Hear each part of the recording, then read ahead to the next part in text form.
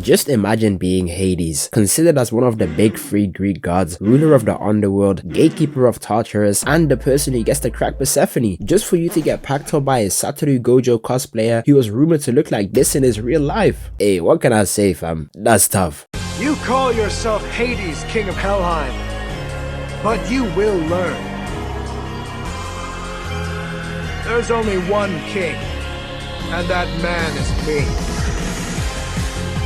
Jokes aside, the record of Ragnarok Season 3 might be the best animated season we've gotten so far, and easily has a top 3 fight in the entire show, so you already know what time it is. Let's cut the yapping and get straight into the meat and potatoes. After the GOAT Buddha just put on a prime LeBron James level performance against Zerafuku and Papias, he's left badly injured. That's when we cut over to Brunhilde running into a shadow clone of herself. It turns out that this is actually Nostradamus, who's supposed to be a fighter on the human side, and last I checked, Nostradamus was supposed to be a French astrologer who looked like this. Why'd they turn bro into a femboy with pink hair, out here looking like Gopher from 7 Deadly Sins? We found out some more lore about bro, and turns out he's the only human who ever got sent to Helheim because he almost single-handedly destroyed the Bifrost. Yes, that thing Thor and them used to travel between the realms. Even Kratos didn't attempt that. Is this man even human? How did he get there? I got so many questions. My aura scouter is telling me that this guy's going to be a problem. Brunhilde says that it's not his turn to fight yet, and he's humanity's Joker card. Bro thinks he's borrow. The score is currently tied at 3-3, and the gods need to decide who's up next. And look at this bum Ares. This man is supposed to be the god of war, but bro's timbers were shivered at the mere thought of having to fight a human. Luckily for him, Hades decides to step up and says that he wants to squabble because he wants to get revenge for his little bro Poseidon. And I mean, that's cool and all, but this doesn't change the fact that Poseidon is a complete fraud. That's what legendary players do. Kobe Bryant broke his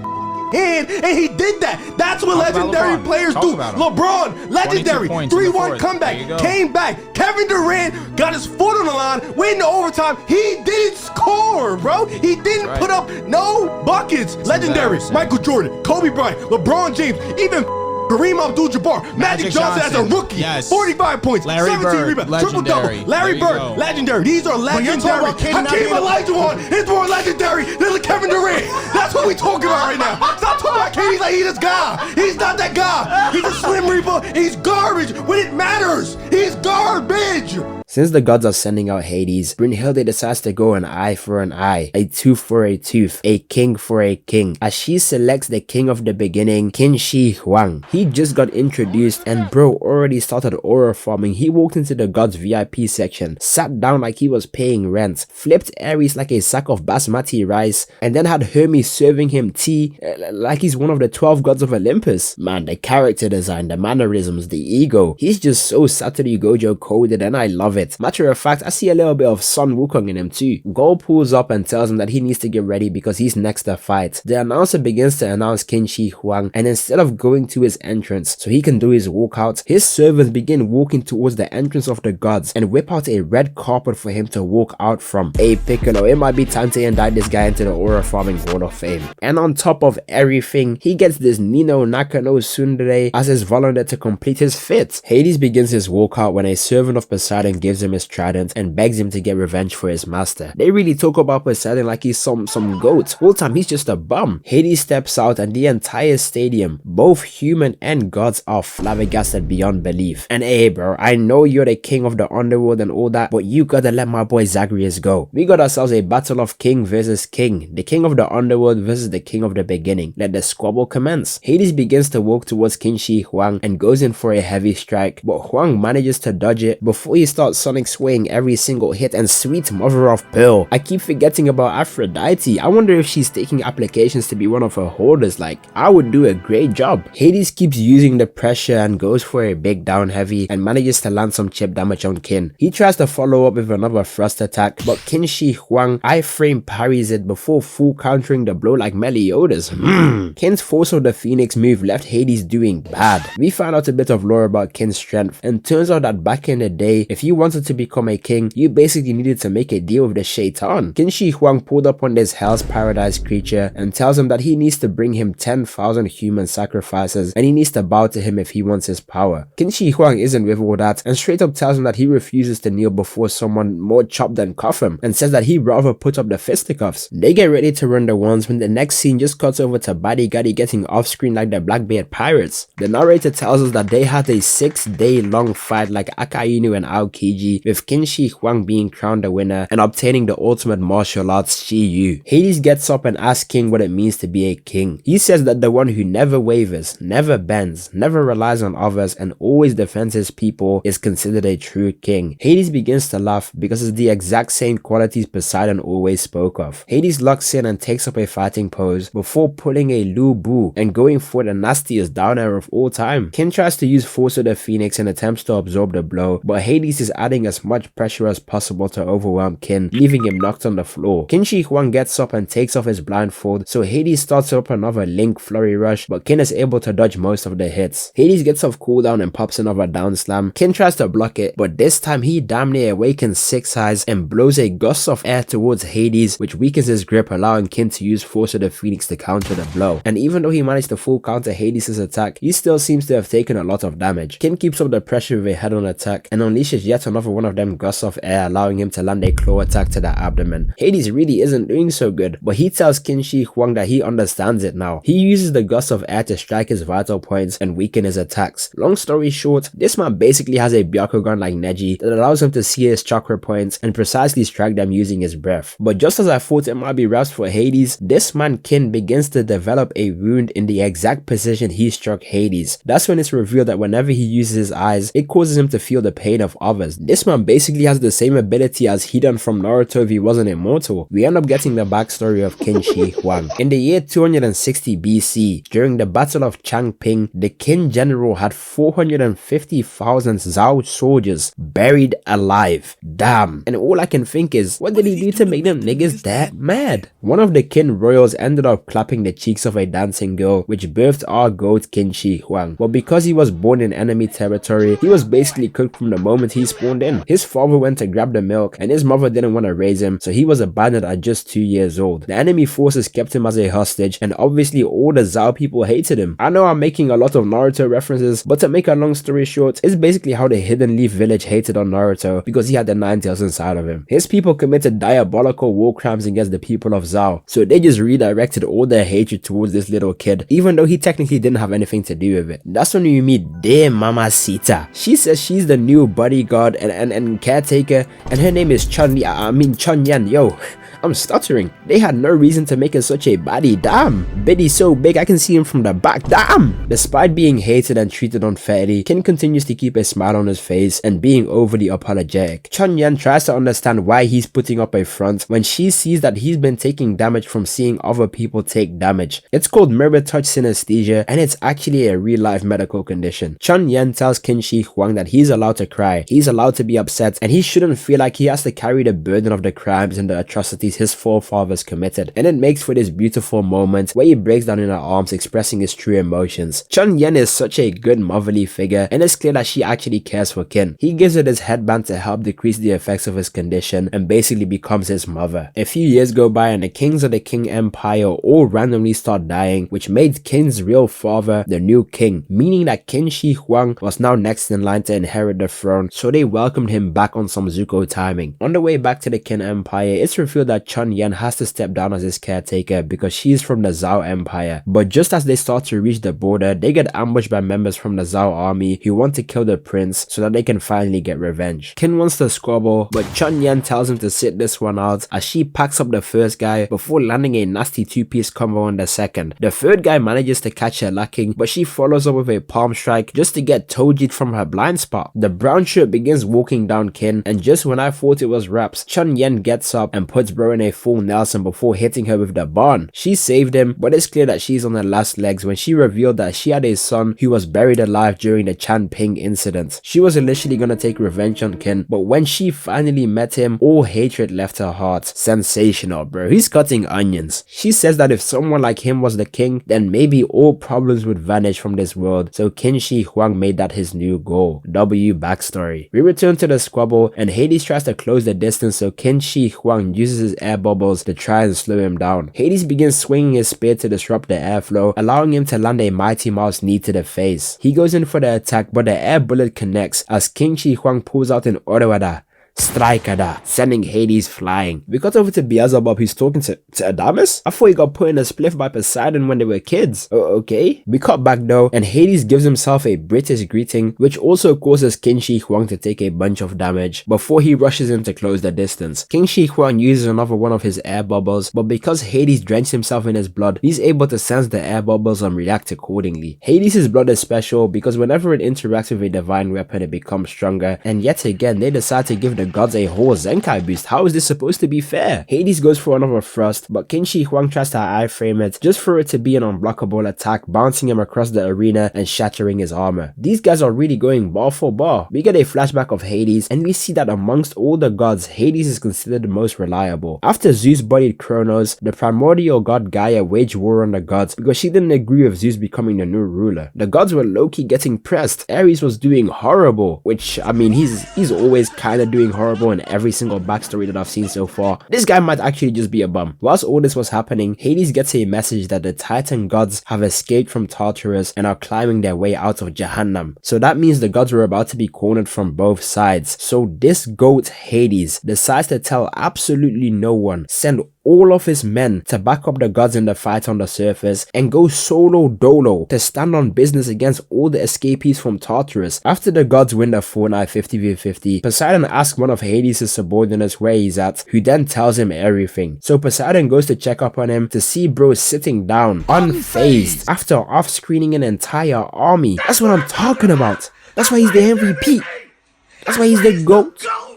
Adamus pulls up, shocking everyone that he's still alive, and turns out that after Poseidon packed him, Hades called on Hermes and Beelzebub to revive him and give him a new body. Mans, Hades is just an all-loving big bro, man. The media really portrayed him horribly. We focus back on the squabble, and Qin Shi Huang and Alvator finally get their own Zenkai boost. Finally, the humans get a power-up, bruh. He spawns in a sword, and they both ready up for another clash. I really thought it would be more even, but Hades turns Qin Shi Huang into future Gohan, snatching his arm. I'm not gonna lie, I thought this time it was really raps, but he stands up one more time with his arm missing like Shanks and the entirety of humanity behind him. I'm pretty sure they said that the entirety of humanity is watching. So imagine having the whole race, the whole human race screaming your name. The adrenaline gotta be crazy. They go for yet another thrust, and then they start going band for band, bar for bar, tip for tip. Qin Shi Huang uses Force of the Phoenix upon contact, attempting to completely full counter Hades, but just as he was about to get pushed back, he uses Shi Yu to take away all the strength from Hades' attack. Since Hades infuses blood into his weapon, it means it now also has a chakra point, which Qin Shi Huang was able to exploit. Qin has turned the tables and completely does a 180 on Hades, shattering his spear and stabbing him in the chest. Sensational. Oh my goodness, Hades has vanished into Thanos dust, making Qin Shi Huang the winner of the 7th battle of Ragnarok. This was one of them battles where I genuinely had no idea who was going to win, and I wouldn't have been mad at either of the outcomes. This was just scrumptious. A true battle of kings. This is really what it feels like when two Yonkos squabble up in One Piece. Almost every single god is mad as hell, and I feel you. I'm mad too. But hey, at least he went out better than Poseidon. After Alvator and Qin Shi Huang get put in the hospital, Adamus pulls up on the Valkyries and asks them where King is at because he wants to smoke him. He lost a fair 1v1 and now he's trying to backdoor him when he's tired. If Qin Shi Huang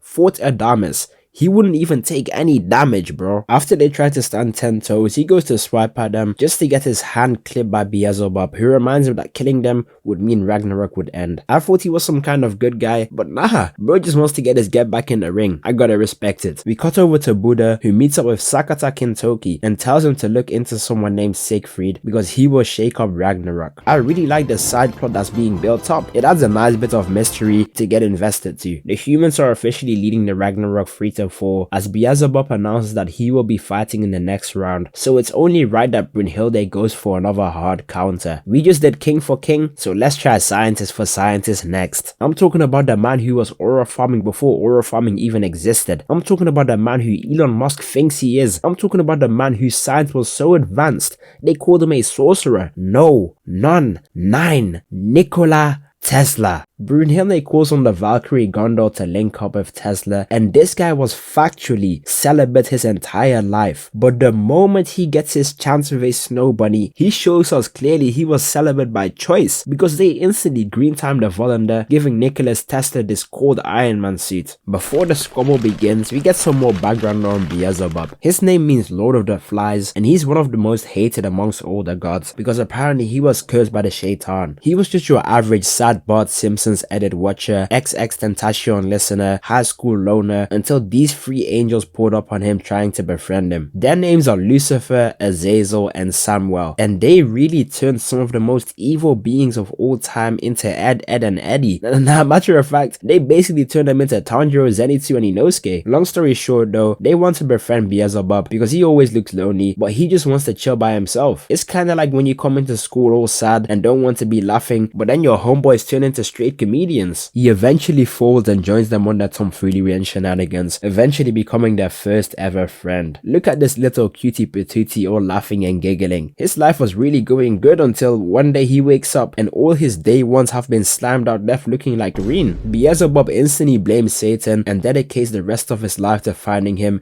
and getting his get back. That's when this baddie called Lilith pulled up and let a pushy woman grab me by the chin like this. I'm folding like an omelette. She says she's also investigating Satan because she was great friends with Lucifer and also wants to get revenge. Beelzebub first pushes her away but eventually lets her join the party, and similar to last time, they just continue to get closer and closer as they travel the whole world together. They don't seem to make any progress on figuring out Satan's true whereabouts, but they are making progress with their relationship, if you know what I mean. He ends up promising her that he won't let anything bad happen to her, but as he falls asleep, he wakes up with his arm through her chest like Akaza. Damn. This whole time he was Satan himself. It turns out that whenever he reaches the highest form of love, a curse takes over and kills all the people he cares about. Self-sabotage final boss, I'd be mad too. In her final moments, she doesn't have any hatred in her heart towards Beelzebub and says that she loved him for who he truly is, and so did Lucifer, so she tells him to continue to keep on living before transferring some type of curse mark onto him. What type of horrible Meliodas curse is this? Bro can basically never feel true happiness and he can't off himself to end his suffering because of Lilith's last words. The final squabble finally begins, and this time instead of it being a god loved by all and a man hated by all, it's a man loved by all and a god hated by all. Nikola Tesla pops up into the stage like Wally West, and hear me out, this might be a hot take, but everyone was hating on the CGI of Tesla's suit, but I low-key kinda mess with it. It reminds me of like Ultraman in a way. Tesla tries to have a yap session with Beelzebub, so he goes for the first attack, earthbending the floor. Beelzebub has an ability to manipulate sound vibrations using his staff. He goes in for another quick attack, but Tesla barely dodges it. If Tesla even gets hit head on once, it's basically wraps. So this man begins spinning his armor wheel like Maharaga, charging up a bunch of electricity before going in with a down air, keeping up the pressure with a barrage of punches. And imagine being so cold. You got Albert Einstein and Thomas Edison glazing you in the crowd. He continues to charge up like Luxus, seemingly landing a blow, but Beelzebub blocked it using his staff. He's basically got perfect defense and offense. Beelzebub gets ready to use a special move summoning his stand, so Nikola Tesla pulls out Gon's Jaja Ken as they go for a classic beam struggle. Beelzebub locks in though and damn near hits bro with a banhammer, landing the first clean blow. I was right about you.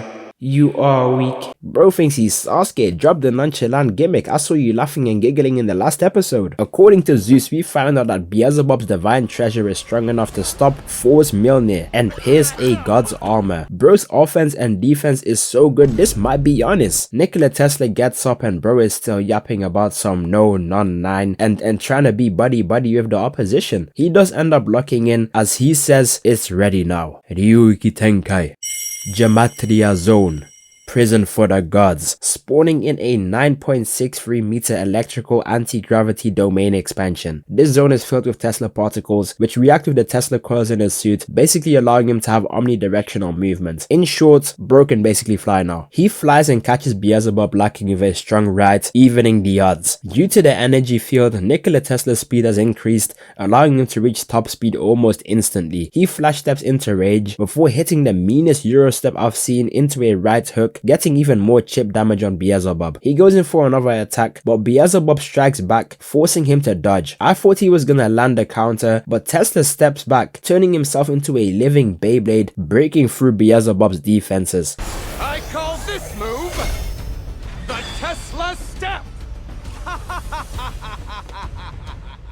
Man, I'd hate to fight Nikola Tesla. He's out here rage baiting like Goku. Never let these types of characters find out they are stronger than you, because they'll start doing all sorts of nonsense mid-squabble. He starts Killua phantom walking before hitting a Piccolo backhand, booming Beelzebub. Beelzebub managed to block it and says that he's figured Tesla out and won't allow him to land another hit. So this man's Maharaga wheels begin spinning again, just for bro to genuinely teleport behind Beelzebub and land the nastiest illegal back of the head blow of all time.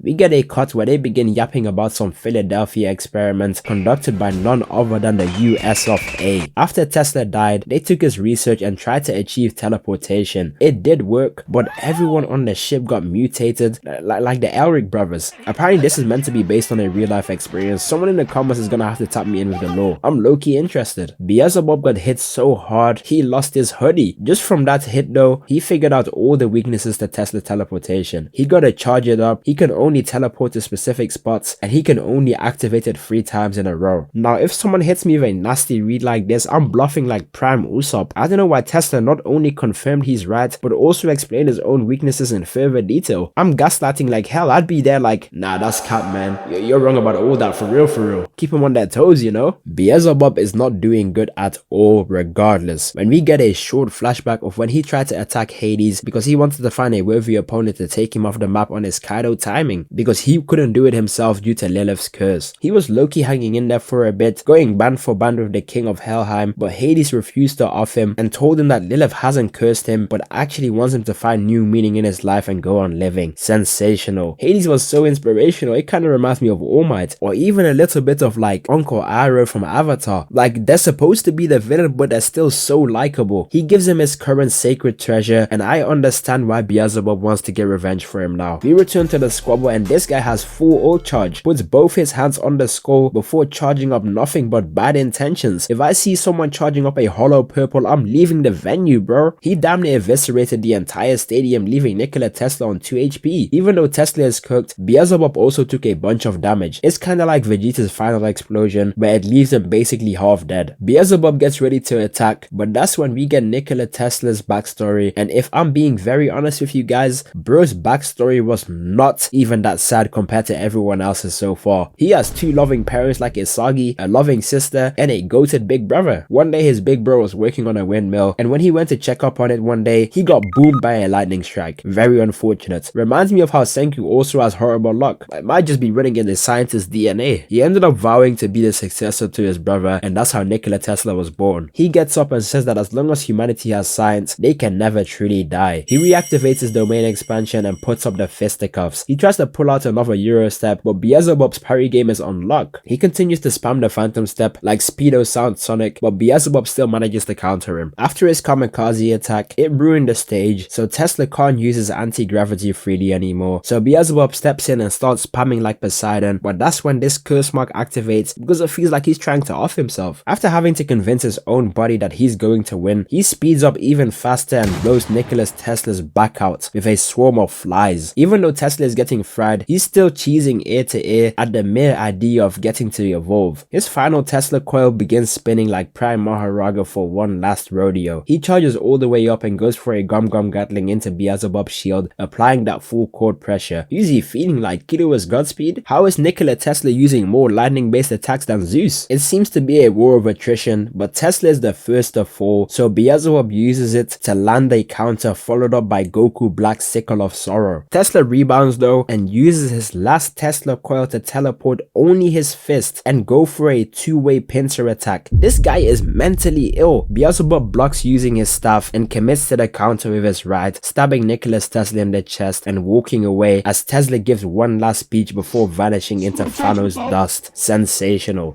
Humanity! Face forward! Humanity! Never give up! Humanity! Humanity! Humanity! Never stop growing!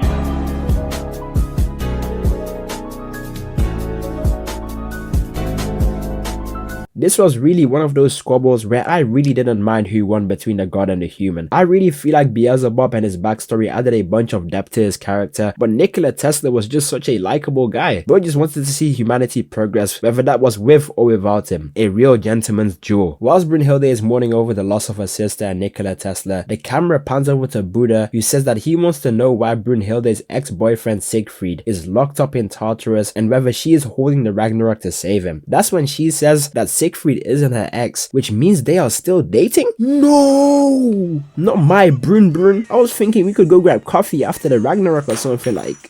Never mind, I guess. Even Buddha was perplexed. His face looks absolutely flabbergasted. Hey bro, he might have low-key had a crush on her too. Look at the way he's reacting. That's when it cuts over all the way to Tartarus and these two brown shirts are discussing the Ragnarok when we see this blonde-haired guy tied up like Tai Lung, who turned out to be Siegfried, a half-breed similar to Hercules. The plot thickens. It's officially tied 4-4 and just off that alone, I'm already proud of my peoples. Zeus decides to select the next fighter for the gods and it's this guy bathing with his harem of women, the honorary light-skinned Apollo the sun god. So who does Brunhilde call upon to counter the god of the sun? Well, of course, the second most prideful human being behind only Escanor, King Leonidas of the Spartan army. Brunhilde literally had to gaslight bro into fighting Apollo because he said he only wants to be an opening or closing act. Bro's acting like the fate of humanity isn't on the line. Apparently him and Apollo got some unsettled beef, so Sister Carolee steps up for the Volander. She straight up Tanjiro headbutts the leader of the Spartans. I don't know what it is, but she kinda reminds me of like Ares from Mushika Tensei or Eurypie from Angel Beats. The 9th round begins, and off topic, I know for a fact they didn't have no Toji compression shirts in 500 BC. He just picked this cause it looked tough. They ring the bell and this Sneak Nation demon wasted 0 time, tried to get Apollo up out of there with maximum efficiency. Apollo managed to dodge it, so King Leonidas goes in with this 10-piece combo, straight shield bashing Apollo. This is the type of BTA I'd be receiving in the backline when I play healer against a good Captain America. He still Sonic sways most of the hits, taking minimal chip damage. King Leonidas is talking about some, I'm gonna make you pay for everything that you did to me, when Apollo is looking at him the same way Thanos looked at One Day in Endgame. Matter of fact, this beef is one-sided just like Rin Itoshi and Sai Itoshi. He never met bro in his life.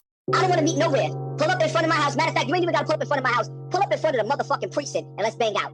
Right down the block. You know where's that? You studied my whole neighborhood. Or pull up in front of the Kmart and let's bang out and let's do it on camera. I throw my life away and you throw your life away right now. Right now. Let's do it for the camera. Right now. And if you win, I'll make sure I got like $70,000 in my pocket. If you body me, you can take the money. Right now. I hate you, nigga. Let's die. Right now.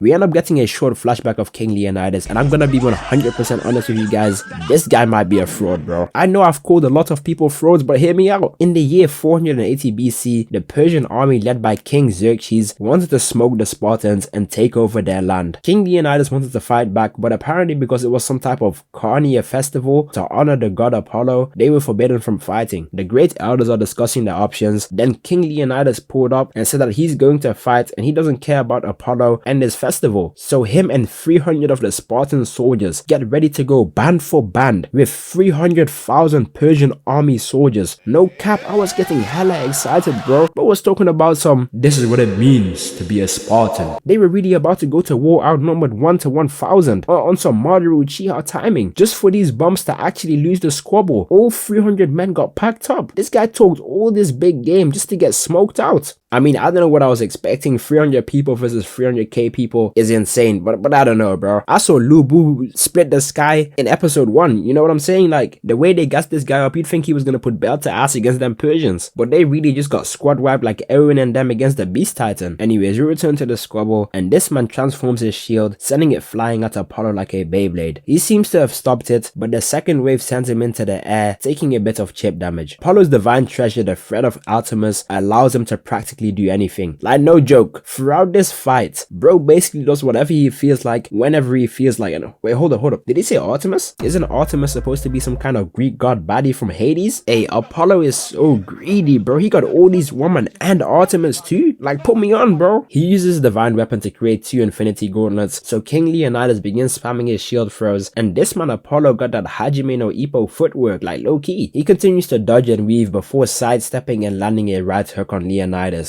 Guard up, sidestep, mink, mink, mink. Feeling good. Skadoosh.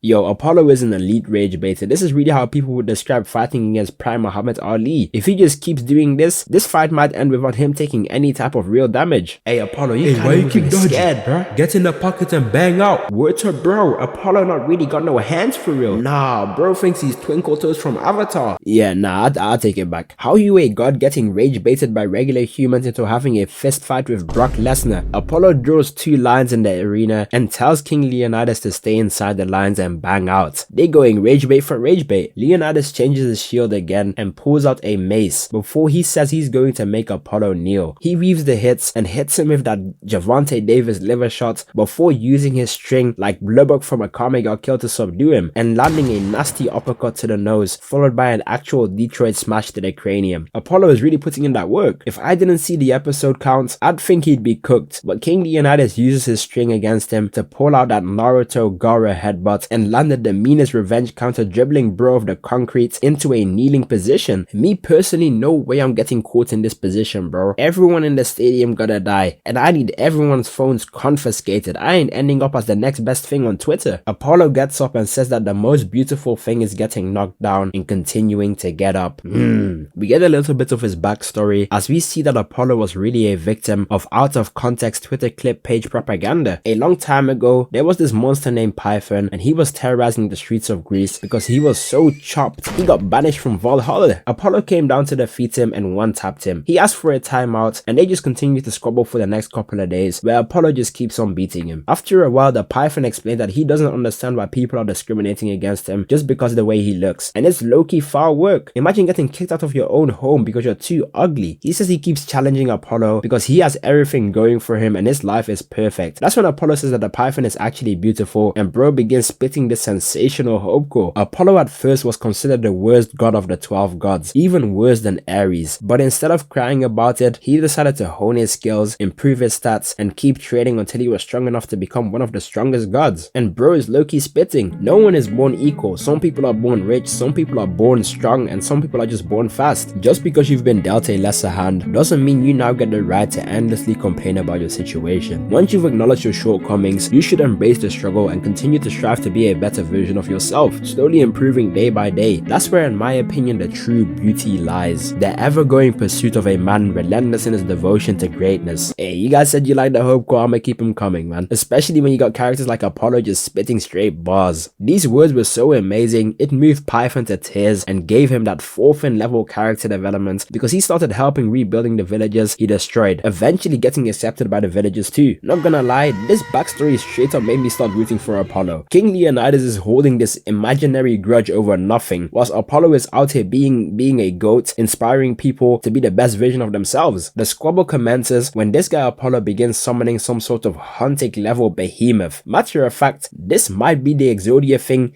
Yugi summoned on Kaiba. It starts creating a giant golden bow created out of pure light. Apollo clocks back, takes aim, and not gonna lie, at first I thought he decided to clip this trash talker like Marge and Vegeta in the World Martial Arts Tournament, but that's when the camera pan zooms out to a hole in Leonidas' chest from Apollo's bow. Damn, nephew really Swiss cheesed him. Turns out that bow shot moves at the speed of light and is the fastest attack amongst all the gods. They really pulling out Bleach level hacks against Chris Bumstead with a vibranium shield. He begins arrow spamming like Hawkeye and Marvel Rivals when he gets his ult. He's been put on the back foot, but that's when this mere mortal deflects an arrow moving at the speed of light, clipping Apollo. You don't understand how crazy this feat is. Apollo gets up and they are both on 10 HP, so they decide to get ready for their final attack. A movable object versus unstoppable force. King Leonidas reinforces his shield whilst Apollo turns himself into a human arrow. They get ready to beam struggle, and this really comes down to whoever is the superior button masher, as Apollo low-cannully obliterates Leonidas' shield. King Leonidas tried to get one last lick in, but it's too late. Apollo already hit bro with that Akainu special, and with that, big bro Apollo officially wins the 9th round of Ragnarok. He talked the talk and walked the walk. We got over to some of the other humans, and my goat Sasuke is still kicking it with his shorty. We also get to find out that the Kid Buu, Crash Out, and Grams didn't get satisfying deaths because he died to illness and this guy got executed. But I'm gonna be completely honest with you, if you died as a human getting executed by other humans, unless it was some like Gold D Roger type execution where you chose to get executed, I don't see you winning your fight, my boy. Either way, I'm still excited to see them squabble. Soji Okita is stated to be the greatest swordsman in human history and will be the next person to fight against the god slayer of Valhalla, Susanoo. They've been hyping this guy up since season 1, so he better not disappoint. They end the season with some more side plot development where we see Buddha confronting Odin, who claims that he's the one who imprisoned Siegfried because he wants to use him to revive the primordial gods. Odin instantly tees up and swings at Buddha, who uses his Sharingan to dodge when Beelzebub pulls up and blocks his attack, basically confirming that Odin is plotting some nonsense behind the scenes. Look at that smile, I know he's up to no good. I don't care who he thinks he is though, he is not beating Beelzebub and Buddha in a 2v1. You're not that guy, pal, trust me. You're not that guy. Man, I genuinely love Record of Ragnarok. I love the concept, the side plots, the characters, and even the animation has improved a ton from season 1. So I can't wait for season 4. They better release it like next year or something, man. Don't make us wait another 2 years. But hey, that's the end of the video. Make sure you sub up. We're so close to 200k. YouTube thinks you'll like this video on screen next, so make sure to check it out. Or you can check out some of my other Record of Ragnarok content like season 1 and 2. But yeah, that's it from me. Peace.